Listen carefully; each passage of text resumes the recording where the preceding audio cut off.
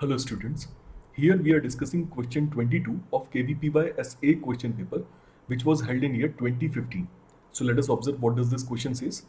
The beta particle of radioactive metal originates from option A, free electrons in the metal, option B, orbiting electrons of the metal atom, option C, photons released from the nucleus, and option D, nucleus of metal atoms.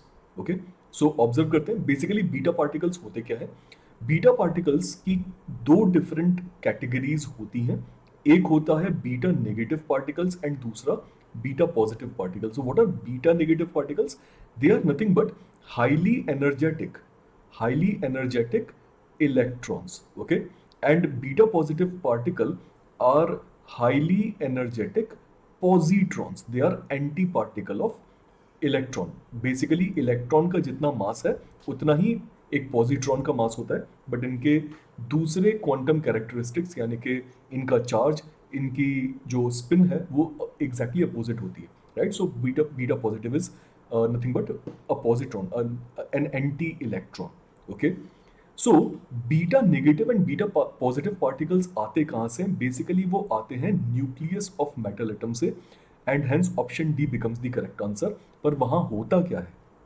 अगर suppose कीजिए कि किसी nucleus के अंदर, किसी atom के nucleus के अंदर अगर नंबर ऑफ न्यूट्रॉन्स बहुत ज्यादा है तो कोई एक न्यूट्रॉन अपने आप को कन्वर्ट कर लेगा प्रोटॉन एंड इलेक्ट्रॉन में.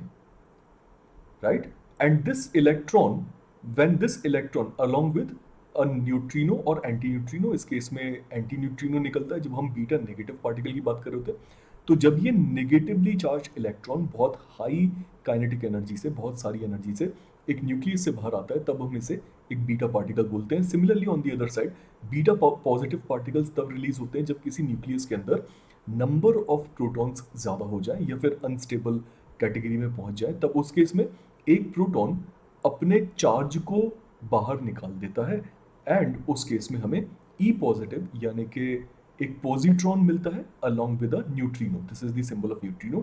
So highly energetic positron again is called as a beta particle. Okay, a positive beta ray or positive beta particle. So answer is option D. I hope आप सभी को समझ में आया होगा. ये एक बहुत कॉमन नॉलेज है जो क्लास 11th केमिस्ट्री या फिर क्लास 12th फिजिक्स के अंदर सिखाई जाती है. आई होप समझ में आया होगा. एंड अगर आप वेदांत एकलव्य के बारे में और ज़्यादा जानना चाहते हैं तो उसे गूगल पर सर्च कर सकते हैं. Best of luck.